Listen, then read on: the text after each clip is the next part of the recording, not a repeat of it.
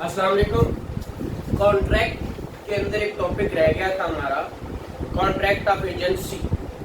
Agency जो है बहुत इम्पोर्टेंट टॉपिक है और ये आप रोज़मर्रा ज़िंदगी में देखते हैं कि एजेंसी क्या होती है और एजेंसी कैसे बनती है। बहुत सारे ऐसे काम है एजेंसी के बिना हो ही नहीं सकते। ये ओवरव्यू तो मैंने दिया हुआ है, लेकिन आज इसको थॉरो करते हैं ना, चीज़ें देखते हैं थॉरोली ये क्या है।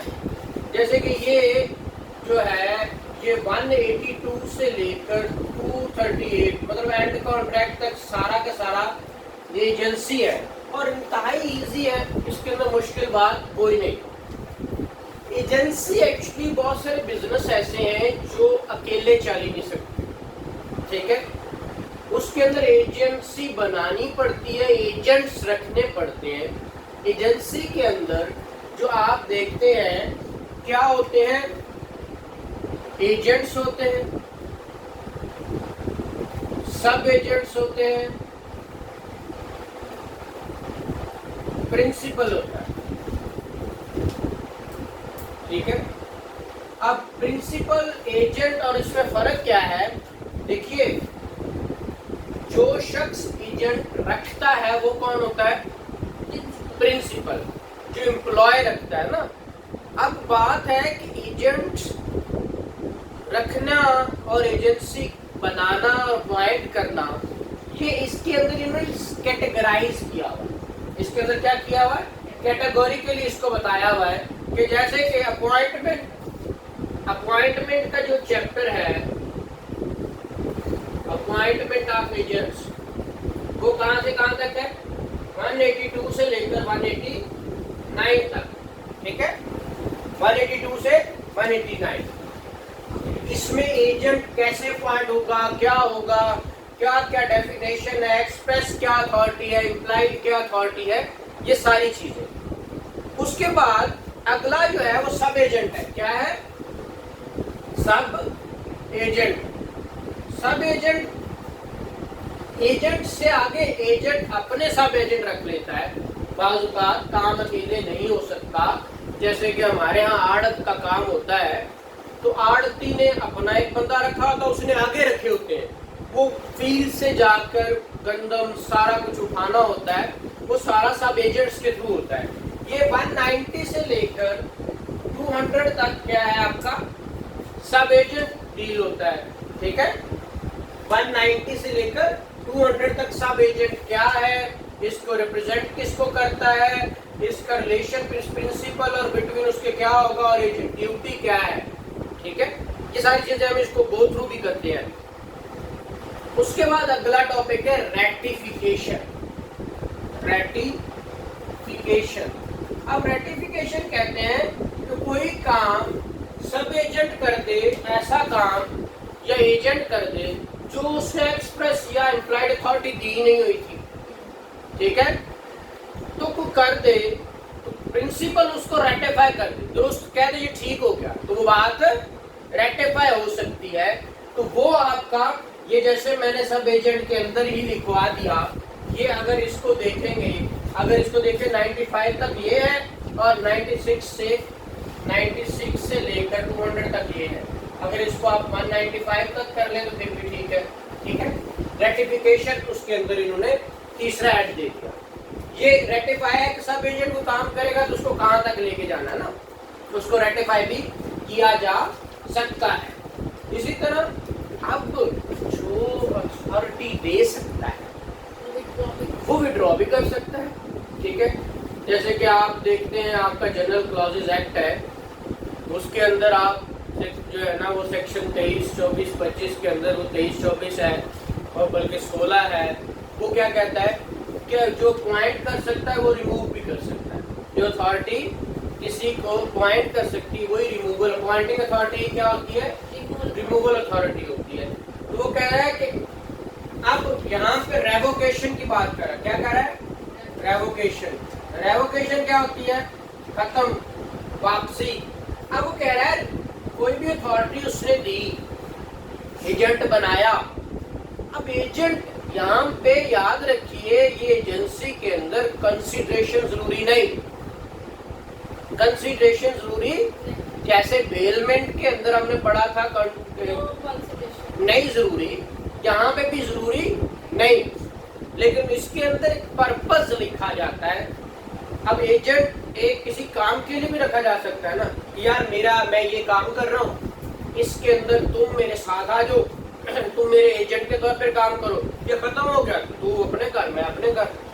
तो बुक फॉर द टाइमिंग भी हो सकती है, एक कुछ टाइम के लिए हो सकती है, कुछ पर्पस के लिए हो सकती है, कुछ कॉन्ट्रैक्ट के लिए हो सकती है, जो है ना एक प्रोजेक्ट के लिए हो सकती है। जब वो कंप्लीट हो गया तो अथॉरिटी वो रिवोक हो गई, उसकी खत्म हो गई, ठीक है।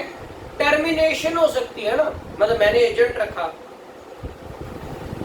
कौन आ रहा है?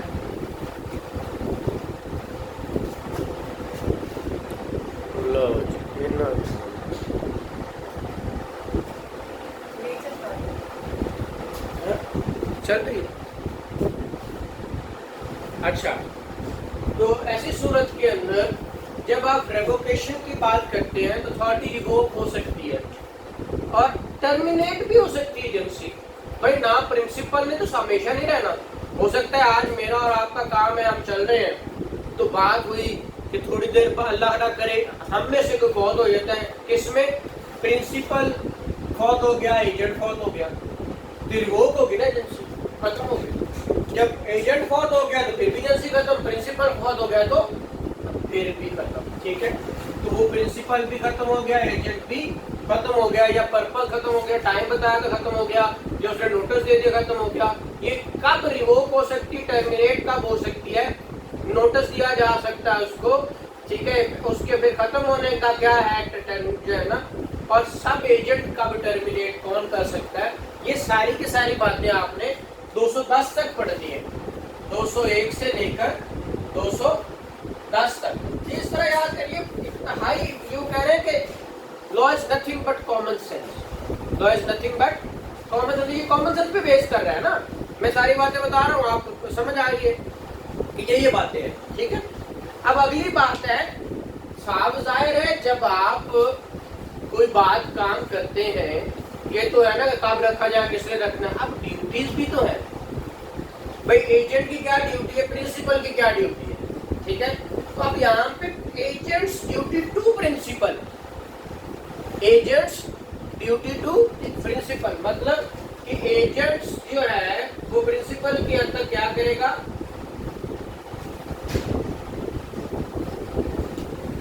प्रिंसिपल को कैसे एंटरटेन करेगा, उसके काम को कैसे करेगा, वो कह रहा है उसी तरह ही जैसे अपना काम कर रहा है, जो उसको इंस्ट्रक्शन देगी बिल्कुल उसी तरह बिजनेस को सिखाएगा, अपने विजडम को यूज करेगा, अपने स्किल्स यूज करेगा, इंटेलिजेंस यूज करेगा, उसके अकाउंट्स को चेक करेगा, अकाउंट्स देगा, ठीक है। ये सारी बातें, हर बात कम्युनिकेट करता रहेगा, ठीक है। प्रिंसिपल के भी राइट्स हैं कि एजेंट के साथ डील कैसे करें, तो ये सारी बातें कहाँ पे चलती हैं, ये 211 से लेकर 221 तक, 211 से 221 तक ये सारे प्रिंसिपल और एजेंट्स क्या है, ये क्या, और आगे प्रिंसिपल ड्यूटी टू एजेंट, आप देखिए यहाँ पे एजेंट ड्यूटी टू प्रिंसिपल था ना, फिर क्या है, principal duty to agent, agent की तरफ तो वही बात है कि एजेंट की तरफ क्या क्या ड्यूटी हो सकती है, तो उसके लिए जो फैसिलिटीज उसकी जिसके टर्म एंड कंडीशन तय हुई है उसके ऊपर लेके चले उसको, ठीक है। तो ये है कि उसको अगर नुकसान हो गया एजेंट को तो उसको इंडेमनिफाई करे, इंडेमनिटी हमने पढ़ा है ना, उसने कोई लॉ फ्लैट किया लेकिन वो नहीं हो सका तो इंडेमनिफाई करे, मतलब उसके नुकसान की तलाशी करे, लायबिलिटी नहीं हो, ठीक है।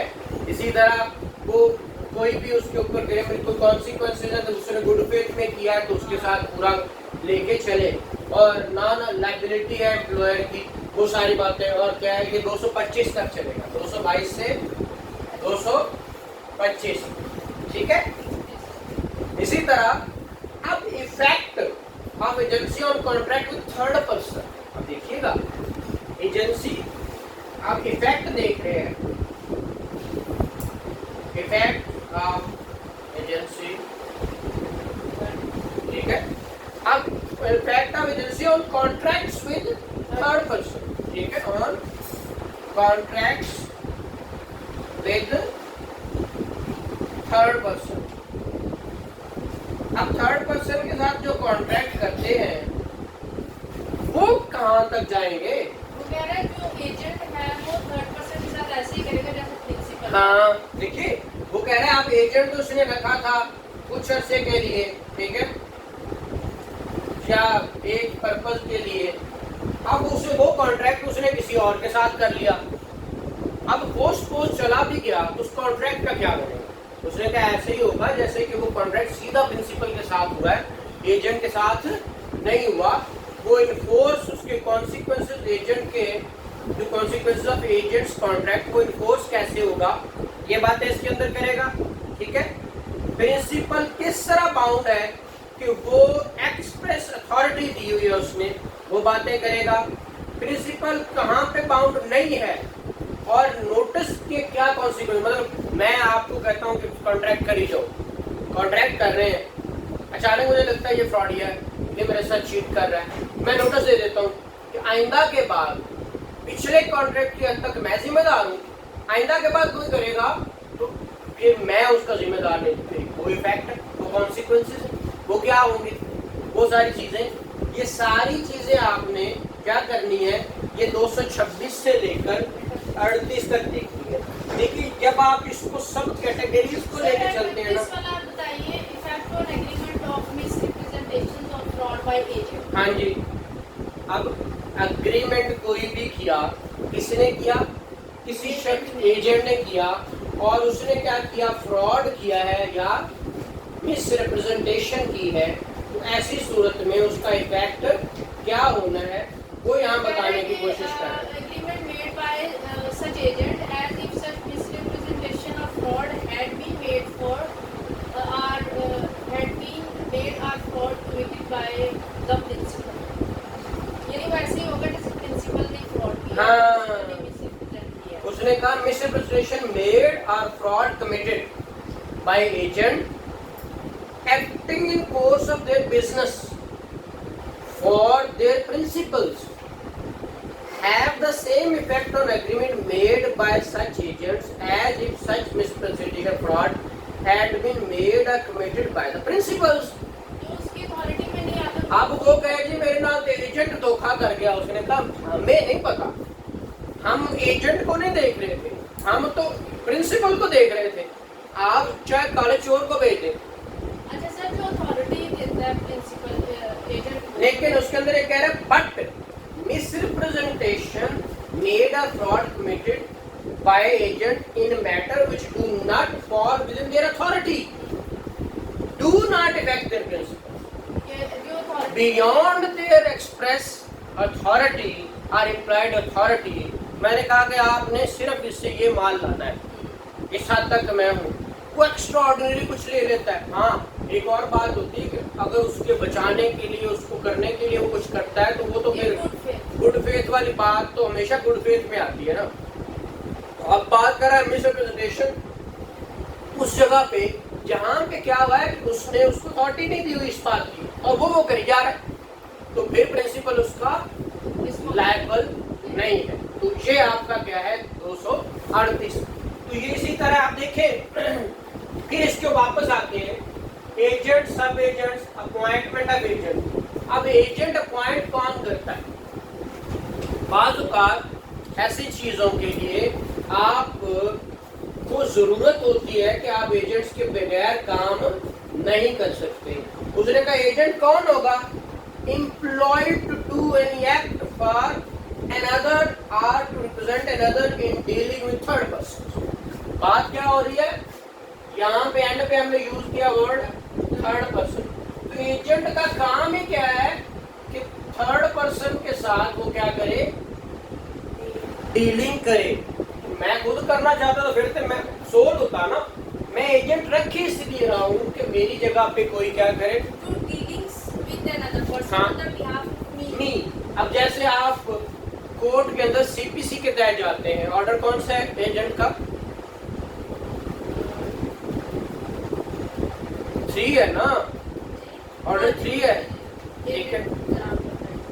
वो आप एजेंट या प्लीडर या क्या कर सकते हैं, अपॉइंट कर सकते हैं, ठीक है, वो हमारे बिहाफ पे contest कंटेस्ट करे, ठीक है, तो वो एजेंट ही है ना हमारे बिहाफ पे, किसी के साथ करे, He is representing another person. Another person, तो वो ऑर्डर 3 है ना, ठीक है। ऑर्डर 3 सीपीसी के अंदर भी वो यही कह रहा है कि एजेंसी, एजेंट आप रख सकते हैं, इवन दो को आप वकील हैं तो आप क्या एजेंट नहीं है? Answer is yes, you are agent. आप लोग एजेंट्स हैं, आप एक काम पकड़ते हैं, रेम्यूनरेशन लेते हैं और काम मुकम्मल करते हैं, ठीक है। तो वो आप सोलिसिटर हैं, बैरिस्टर हैं, एडवोकेट्स हैं, ये सारे क्या करते हैं आप? और एजेंट्स, ठीक है। पावर ऑफ अटर्नी आपको मिलता है, आप एक्ट एज एजेंट कर रहे होते हैं। वो कहता है यार, अब बात ये है कि वो कहता है कि भाई मैंने ये केस करवाना है, तो कोई वकील के लेके आप जाते हो, एक वकील ला लेते हो, भाई वकील ला के दे दिया, वकील आपने डील किया, तो वकील, अब मेरा तो उससे कोई ताल्लुक नहीं है, वकील जाने आपके साथ अब वो डायरेक्ट एजेंट हो गया आपका आया। हालांकि वो आप कहते हैं कि क्या ये सब एजेंट है, तो आंसर इसको हाँ, तो सब एजेंट के तौर पे ना देखो ना, मैं एजेंट हूँ किसी शख्स का, मैं उसको वकील दे देता हूँ, वो उसको बुला लेता है, तो वो डायरेक्ट अपॉइंटमेंट होगी ना। अगर सिर्फ मैंने अपॉइंट किया हुआ है तो फिर और बात है। बात पूछेगा कि लायबिलिटी ऑफ सब एजेंट किस पे है? एजेंट पे है उस सूरत में अगर उसने प्रिंसिपल को मिलवाया ही नहीं है, लेकिन अगर उसने उनकी दोनों की डील्स करा दी है, तो इसका नहीं, फिर प्रिंसिपल, ठीक है। ये कॉमन सेंस वाली बातें हैं ना, तो ये कॉमन सेंस पे बेस करती है, ठीक है। इसी तरह वो कह रहा है जो बंदा इसको रखेगा वो कौन होगा, रिप्रेजेंट करेगा, वो प्रिंसिपल होगा। इसी तरह इसके बहुत सारी मैंने डिफरेंट काइंड ऑफ एजेंट्स पढ़ाई थी, ये वो याद रखिएगा। कौन कौन सी पढ़ाई थी बताएं? फैक्टर लिख ले, कौन कौन सी? फैक्टर नंबर 1 क्या लिखवाई थी? फैक्टर। नंबर 2 ऑक्शनल, क्या? ऑक्शनल। नंबर 3 क्या लिखवाई थी? ब्रोकर, क्या? ब्रोकर। नंबर 4 कमीशन एजेंट,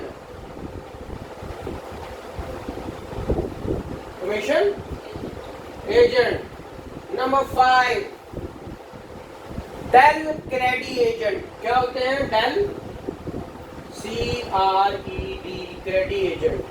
मैं अभी समझाता हूँ कि ये क्या होते हैं, ठीक है। 6 को एजेंट, को एजेंट। नंबर 6 7 सब एजेंट, सब एजेंट, ठीक है। यहाँ पे समझ आ रही है कि कोई नहीं। नंबर 8 पक्का अदतिया के कच्चा आड़तिया हम कहते हैं ना, पक्का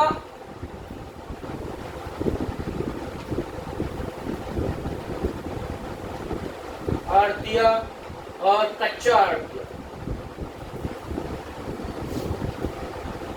ये भी इसमें है ना? हाँ जी, हाँ, ये से पक्का आड़तिया या आड़तिया और कच्चा आड़तिया, ठीक है। ये बॉम्बे में ज्यादातर यूज होते हैं ना, ये वर्ड जो है बॉम्बे में यूज होते हैं, क्योंकि ये इस पे बहुत सारा कॉन्ट्रैक्ट 1872 का बनाया गया। 1872 में ये कौन अंग्रेजी बना के गया, हमारे तो बस की बात ही कोई नहीं थी, ठीक है। ये 8 किस्म के क्या हैं? एजेंट्स हैं। इसको कहते हैं काइंड्स ऑफ एजेंट्स, ठीक है। काइंड्स ऑफ एजेंट्स कौन से हैं? Factor, auctioneer, broker, commission agent. अब डेल करें, अब तो कुछ तो नाम आपको जाहिर हो रहे हैं, ठीक है। अब कह रहे हैं कि ये privity between is employer and third parties जो करवाए जाते हैं वो डेल करेक्ट होते हैं।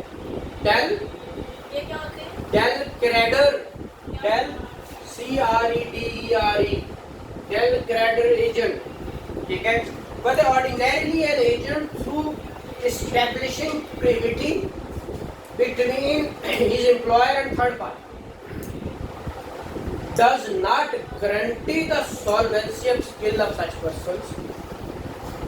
A Dell creditor agent is one who warrants the solvency of those whom he brings into legal relationship.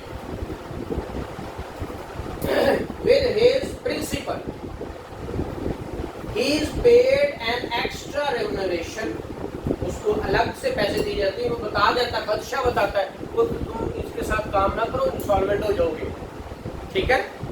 ये डेल क्रेडिटर एजेंट होते हैं, ठीक है, वो होते हैं कि भाई जो आपको अवेयर करते रहे, इसको एक्स्ट्रा क्या की जाती है, रेम्यूनरेशन दी जाती है, known as del creditor commission, जो उसको कमीशन दिया जाता है, वो कमीशन किस चीज का होता है, उसको डेल क्रेडिट कमीशन कहते हैं, जो एक्स्ट्रा रेम्यूनरेशन दी जाती है, ठीक है। Of his warranty del credit broker is always is liable to pay the seller only if owing to insolvency of the buyer or other analogous cause the seller is unable to recover the price from the buyer, but if the buyer through solvent has refused to pay on the ground that the seller has not duly performed the contract. ये ज्यादातर हम जैसे देखते हैं, indemnity कौन करता है, इंडेमनिफाई कौन करता है, आप इंश्योरेंस कंपनी देखते हैं तो वो क्या कौन सा कॉन्ट्रैक्ट है, इंडेमनिटी कॉन्ट्रैक्ट है ना जी। इन इंश्योरेंस वाले का आपके साथ अगर ये होता है तो मैं जनाब देने वाला हूँ, ठीक है ना, तो वो अलग के कॉन्ट्रैक्ट के अंदर चीजें इंडेमनिफाई करते हैं ना, वो नुकसान की सूरत में। तो ये चीजें डेल क्रेडिटर के अंदर, डेल क्रेडिटर एजेंट को मैं थॉरली हम इंशाल्लाह वो भी देखते हैं ये चीजें। अभी एजेंट्स के में ब्रोकर कौन होता है, कोई मर्केंटाइल एजेंट होता है जो दरमियान में आके काम करवा जाता है, ठीक है। अब जो ब्रोकर की भी 3 तरह से काइंड बताई है उन्होंने, क्या, स्टॉक ब्रोकर होता है, इंश्योरेंस ब्रोकर होता है, शिप ब्रोकर होता है। कौन कौन से ब्रोकर होते हैं, स्टॉक ब्रोकर, शिप ब्रोकर और इंश्योरेंस ब्रोकर, ठीक है। ब्रोकर भी कौन कौन से होते हैं, स्टॉक और इंश्योरेंस, और स्टॉक, इंश्योरेंस और शिप, ये ब्रोकर भी होते हैं, ठीक है।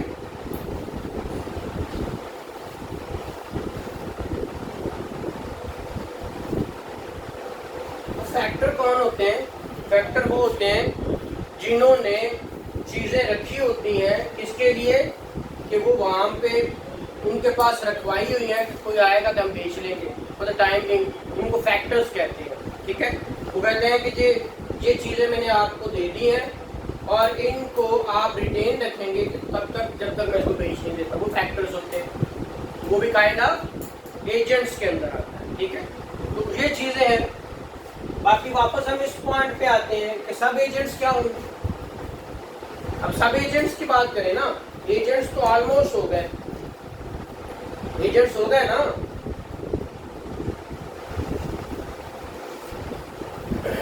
कि नहीं हुए। अब क्रिएशन ऑफ एजेंसी कैसे होती, पहले चलो ये सुन लो, क्रिएशन ऑफ एजेंसी किस तरह होती है। वो कहता है इसके अंदर 5 चीजें होनी चाहिए, 5 चीजें क्रिएशन ऑफ एजेंसी के लिए। क्या, बाय डायरेक्ट अपॉइंटमेंट, फिर भी क्या हो जाएगा, एजेंसी क्रिएट होगी by direct appointment. Number 2, by implication from the relationship of the parties, by implication from the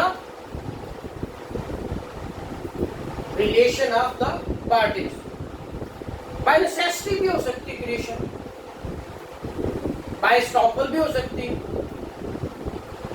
या इसको for example by holding out किसी को कहते हैं। और नंबर लास्ट 5 बाय रेटिफिकेशन, ठीक है यार मेरा एजेंट से एजेंसी क्रिएट हो, ठीक है, रेटिफाई कर दिया, था नहीं उसने रेटिफाई कर दिया तो उस वक्त एजेंसी क्रिएट। तो ये 5 चीजें, डायरेक्ट अपॉइंटमेंट किसी बंदे की कर ली, या रिलेशनशिप की पार्टीज थी उनको इम्प्लीकेट कर लिया, या नेसेसिटी थी, या स्टॉपल के जरिए कुछ चीज रोक कर उसे एजेंसी के तौर पर ले लिया, और या रेटिफाई कर।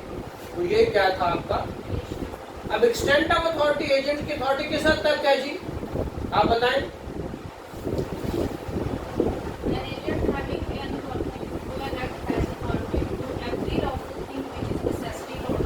हाँ मतलब हाँ उस हद तक है जब तक वो लॉ डू एक्ट करना है, ठीक है।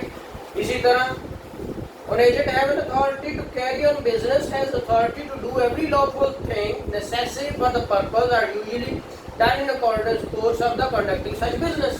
यानी उस बिजनेस को कंडक्ट करने के लिए कोई भी कर- अदरवाइज अथॉरिटीज ही में आल्सो यूज। जी, agent authority in an emergency, emergency में उसी तरह करेगा जैसे एक ऑर्डिनरी प्रूडेंस मैन को अपने बिजनेस को such acts for the purpose of protecting his principal from loss and as would be done by a person of ordinary prudence in his own case under similar जी। तो circumstances। ये आपका appointment of agents और उसकी बता रहा था कि वो क्या करेगा। इसी तरह सब एजेंट्स है।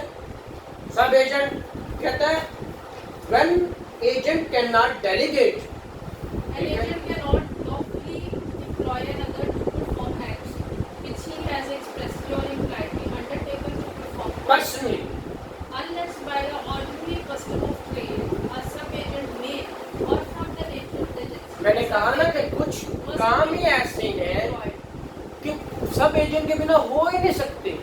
पहली बात तो है कि वो रख ही नहीं सकता किसी को सब एजेंट। जनरली जो उसकी है अंडरटेकन की या उसने जो भी पर्सनल करूंगा, मैं पर्सनल करूंगा तो पर्सनल ही करेगा। परफॉर्मेंसेस की अंडरटेकिंग दी हुई है पर्सनली हाँ। पर्सनली करेगा अनलेस अंटिल की एजेंसी की नेचर ऐसी बिल्कुल है ऐसे ही। कि ही ठीक है, ऐसे ही, बिल्कुल ऐसे ही। ठीक है कि वो काम ही क्या कर सकता है, सब एजेंट के बगैर नहीं हो ही नहीं सकता। ठीक है, अगली बात 191 सब एजेंट डिफाइन कैसे करेगा। उसने कहा सब agent is a person employed by and acting under the control of original agent. ठीक है, इन द बिजनेस एजेंसी। 192 कहता है रिप्रेजेंटेशन ऑफ प्रिंसिपल बाय सब एजेंट प्रॉपर्ली अपॉइंटेड। अब देखिए जो प्रॉपर्ली अपॉइंटेड होगा फिर उसको रिप्रेजेंट प्रिंसिपल भी करेगा, अदरवाइज नहीं। कहता है where agent is properly appointed by the principal is so far as regard third person represented by the sub agent and is bound by the responsible for his act and if an agent originally appointed by the principal। ठीक है, अगर properly किया गया तो ऐसे ही जैसे principal ने appoint किया है उसी तरह ही एक्ट करेगा एजेंट भी। और एजेंट का रिस्पॉन्सिबिलिटी सब एजेंट कहते हैं agent is responsible to the principal the fact of sub agent. ठीक है, सब एजेंट ने भी कुछ किया तो वो प्रिंसिपल के क्या है रिस्पॉन्सिबल होगा, उसको जवाब देगा। और सब एजेंट रिस्पॉन्सिबिलिटी क्या है, sub agent is responsible for his act to agent but not to the principal except in case of fraud और बिल्कुल रॉन्ग। वो कह रहा है मैंने जवाब को कितना फ्रॉड है तो मैं क्यों ना तेरे को पूछा, फिर ऐसी सोच में वो पूछेगा। एजेंट रिस्पॉन्सिबल टू सब एजेंट अपॉइंटेड विदाउट अथॉरिटी। हाँ, अगर अथॉरिटी के बिना उसने अपॉइंट किया तो फिर उसकी क्या है, the agent without having authority to do so has appointed a person to act as a sub-agent. The agent stands toward such person in the relation of principal to an agent and is responsible for his action both to the principal and the third person. The principal is not represented by or responsible for the act of the person so employed. Nor is that person responsible for the principal। ठीक है, अब उन्होंने रखा बंदा और बंदा रख के उन्होंने काम किया तो थर्ड पर्सन के साथ किया है, तो फिर थर्ड पर्सन जाने वो जाने प्रिंसिपल का इसके साथ ताल्लुक क्या है। अब वो बंदा दोनों को जवाब दे भाई तूने किया है मेरे ब्याह पे, मेरे से पूछा था, वो कहता तूने मेरे ब्याह पे किया तूने पूछा था। ये दोनों के लिए क्या होगा, दोनों को रिस्पॉन्सिबल होगा, प्रिंसिपल को भी और थर्ड पर्सन को। ठीक है, हेलो पढ़ रहे हैं। इसी तरह 194 relation between principal and person duly appointed by agent to act and business of agency. ये मैंने अभी 194 में आप लोगों की एग्जांपल दी थी वकीलों की कि वकला इसी तरह अपॉइंट होते हैं। ठीक है, तो उस हद तक को क्या है 194 में वकीलों को अपॉइंट किया जाता है। ठीक है, इसी तरह agent duty naming such person, किसी बंदे को नाम कहता भाई ये बंदा है तुमने काम करवाना है तो इससे करवा लो। ठीक है, वो कहता अच्छा ठीक है, तो वो उसको बंदे को दे देता है तो फिर उसकी रिस्पॉन्सिबिलिटी क्या है, उस हद तक कि उसने नाम दिया और तो कुछ नहीं किया। ठीक है, इसी तरह रेटिफिकेशन है, right of person act done for him without his authority effect of ratification. ठीक है, उसने विदाउट अथॉरिटी किया था कोई भी काम, लेकिन एजेंट कहता है यार ठीक है तुमने अच्छा किया, प्रिंसिपल कहता है तुमने अच्छा किया, रेटिफाई कर सकते उसको रेटिफाई भी कर सकते हो और उसको डिनाई डिसऑन डिसऑन भी कर सकते।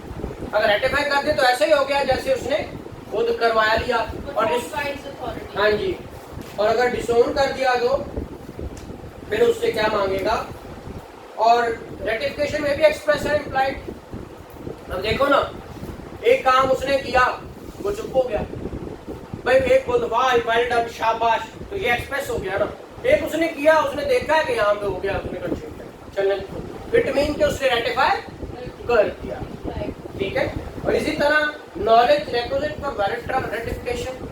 वैलिड रेटिफिकेशन का no valid ratification can be made by person whose knowledge of fact of the case is materially defective. जिसको पता ही नहीं, फिर रेटिफिकेशन कैसे हो सकती है।